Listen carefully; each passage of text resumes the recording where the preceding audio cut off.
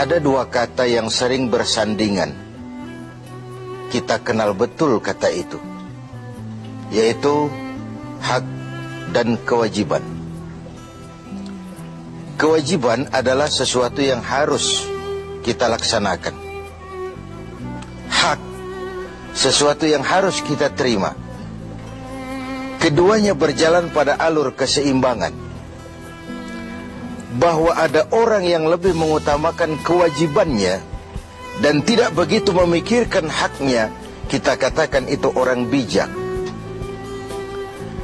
Ada orang yang menuntut haknya sesuai dengan kewajiban yang dia laksanakan, kita katakan itu orang yang adil. Ada orang yang hanya tahu hak, menuntut hak, tapi tidak pernah melaksanakan kewajiban, kita sebut itu orang yang tidak tahu diri. Muslim bersaudara. Islam membebaskan kita dari ras diskriminasi. Persaudaraan itu diikat dengan nilai akidah, melintasi geografis, melintasi etnis. Dari manapun orang datang, apapun warna kulitnya, dari suku apapun ia dilahirkan, kalau akidahnya sama, itu saudara kita sebagai sesama muslim. Di dalam menjalin persaudaraan sesama muslim itu, ada hak-hak saudara kita yang harus kita berikan kepada mereka. Artinya kewajiban kita memberikan hak itu kepada mereka. Apa hak itu? Sebuah hadis menyatakan hak seorang muslim atas muslim lainnya 7. Yang pertama, al-ijlalu lahu fi ainihi. Ia memandang saudara muslimnya itu dengan respek, dengan rasa hormat, dengan istilah orang-orang tua kita dulu, nguwong ke uwong. Orang tuh ya dianggap orang apapun profesinya. Saudara muslim kita itu jadi pemulung kah dia, penarik becak kah dia, pekerja kasar kah dia. Ada rasa respek kita terhadap dia, rasa hormat kita kepada dia. Dan itu karena nilai-nilai akidah, nilai keimanan, bukan karena profesinya. Kalau kita hargai orang karena profesinya semata, jadilah penjilat kita ini. Bukankah Rasulullah SAW telah memberikan contoh yang sangat baik kepada kita? Beliau oleh Al-Quran dituntun, Qul innama ana basyarum mislukum. Katakan kepada mereka Muhammad, umatmu, aku manusia juga seperti kalian. Seolah-olah Tuhan ingin berpesan, Muhammad, jangan tempatkan dirimu di atas yang lain. Ternyata Rasulullah Sallallahu Alaihi Wasallam yang begitu baik hatinya, begitu mulia akhlaknya, begitu luar biasa ibadahnya, entoh oleh Allah masih diberikan bimbingan. Qul innama ana basyarum mislukum. Katakan kepada mereka Muhammad, aku manusia juga seperti kalian. Jangan tempatkan dirimu di atas yang lain. Kemapanan sering menggoda dan menggeser idealisme kita. Kemapanan sering membuat kita memandang kecil yang lain. Ora pati ngewong ke wong. Tidak bisa lagi mengorangkan orang. Sedikit punya jabatan, dada besar, hidung mekar, telinga lebar. Tidak ada apa-apanya orang lain. Tidak demikian mentalitas kita dalam berukhuwah, dalam bersaudara. Al-ijlalu lahu fi ainihi. Seorang muslim memandang muslim lainnya dengan rasa respek, ada rasa hormat, dan itu karena pertalian akidah semata-mata. Sekali lagi, apapun profesinya. Yang kedua, wal wuddu lahu fi sadrihi. Ada rasa respek, lalu yang kedua, ada rasa cinta di hatinya kepada saudaranya itu. Kesenangannya membuat kita senang, kesulitannya membuat kita juga ikut merasakan sulit. Bukankah muslim dengan muslim seperti satu tubuh? Kalau yang satu sakit, yang lain ikut merasakan sakit. Ini yang hilang dari kita sekarang. Ini yang tidak lagi kita miliki.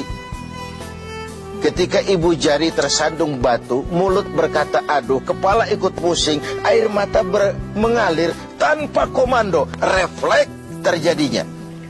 Bahkan tidak pernah ada ibu jari tersadung, mulut malah nyumpahi, rasain aja sendiri. Tidak mungkin seperti itu. Begitulah kita dalam menjalin komunitas sebagai seorang muslim. Ada rasa cinta di hati kita. Kemajuannya membuat kita senang. Semakin tinggi dia, semakin menjulang dia, semakin ikut senang kita. Senang dengan orang yang senang. Susah kalau melihat dia susah. Itu yang kedua. Lalu yang ketiga, wal muwasat lahu fi malihi, menyantuni dia di dalam hartanya. Ada proses take and give. Dia kaya, kita bersama mendampingi bagaimana dia bisa memanfaatkan hartanya di jalan Allah dengan cara yang baik. Dia memerlukan, bisa kita memberikan bantuan dengan tidak perlu mengharap balasan dari dia, karena keikhlasan tentu hanya mengharap balasan dari Allah Subhanahu wa ta'ala. Ketika kita memberikan sesuatu kepada yatim, kepada mustad'afin, kepada orang-orang yang lemah, dia mungkin tidak akan bisa membalasnya seketika, tapi Allah tidak akan berdiam diri tentu. Wallahu fi aunil abdi madamal abdu fi auni akhi. Allah akan selalu menolong seorang hamba selama hamba itu masih mau menolong saudaranya. Yang keempat, wa ayyuharrima ghibatahu. Dia tidak melakukan menggunjingnya dan tidak juga mau mendengarkan pergunjingan orang tentang saudaranya itu. Inilah hebatnya muslim. Karena apa? Al-istighal bi'uyubil khalqi. Orang yang terlalu sibuk mencari kekurangan orang lain, itu pertanda orang yang mati hatinya. Muslim itu saudara kita, digunjing orang dia, perih kita dibuatnya. Jangankan lagi menggunjing, ikut mendengarkan saja gunjingan orang tentang saudara kita itu, kita membatasi diri. Maaf, saya tidak ikutlah, saya keluar saja kalau ini yang kita bicarakan. Bukankah kita lebih suka jadi tukang kipas? Kalau ada orang ngomongin orang, walaupun kita nggak tahu, kita ngomporin, kita ngipasin, dan begitu seterusnya. Akibatnya, aib orang, celah orang, kita buka-buka. Padahal muslim dengan muslim satu tubuh, terbuka auratnya, ikut malu kita bersama. Pemirsa TV 7 yang berbahagia, karena itu hak dia untuk tidak digunjingkan, kewajiban kita untuk tidak menggunjingkan, bahkan tidak juga suka mendengarkan dia digunjingkan juga oleh orang lain. Yang kelima, wa ayyauda fi maradih. Kalau dia sakit, jenguk. Ini pun sudah langka sekarang ini. Silaturahmi. Kedatangan kita saja sudah merupakan obat. Doa kita sudah memberikan sugesti bagi proses penyembuhannya.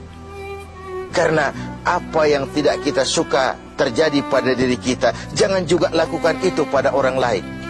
Apa yang ingin orang lain lakukan terhadap kita, harus juga kita mau melakukannya kepada orang lain. Kalau kita ingin dihormati, belajarlah menghormati orang lain. Kalau kita ingin didengarkan pembicaraan kita, suka jugalah mendengarkan pembicaraan orang lain. Ada proses take and give dalam kehidupan ini. Yang keenam, wa ayyushayyi'a janazatahu. Kalau berpulang dia, meninggal dunia dia, antarkan jenazahnya. Antarkan jenazahnya, kesempatan terakhir menuju tempat peristirahatannya yang terakhir. Lalu yang terakhir, wa alla yaqula lahu ba'da mautihi illa khairan. Setelah wafatnya tidak ada pembicaraan lagi tentang saudaranya itu kecuali yang baik-baik saja. Tidak lantas setelah saudaranya meninggal, oh dia memang hutangnya di mana-mana itu. Oh di sana nipu, di sini nipu. Tidak. Setelah saudaranya tidak ada, meninggal, pembicaranya hanya tentang yang baik-baik saja dari saudaranya itu. Begitulah hak saudara kita yang harus kita berikan. Begitulah kewajiban kita yang harus kita laksanakan. Innamal mar'u ahadisun ba'dahu fakun hadisan hasanan liman wa'a. Manusia akan jadi pembicaraan setelah dia tidak ada. Maka berusahalah kau menjadi pembicaraan yang baik bagi orang-orang yang kau tinggalkan. Berusahalah dalam hidup ini agar kau jadi pembicaraan yang baik-baik bagi orang yang telah kau tinggalkan itu. Pemirsa TV 7 yang berbahagia, inilah hak-hak yang harus kita berikan kepada saudara kita muslim. Ini pula kewajiban-kewajiban yang harus kita laksanakan sebagai muslim. Semuanya dalam rangka membentuk sebuah komunitas yang diikat tadi dengan nilai-nilai akidah.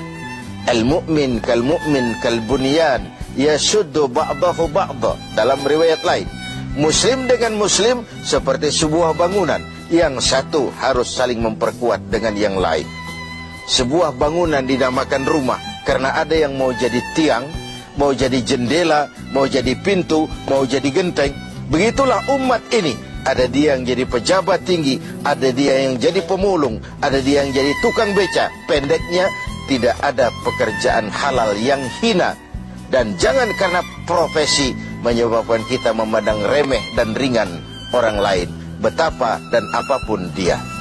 Semoga hak-hak ini dapat kita berikan dan kewajiban kita dapat kita laksanakan dengan sebaik.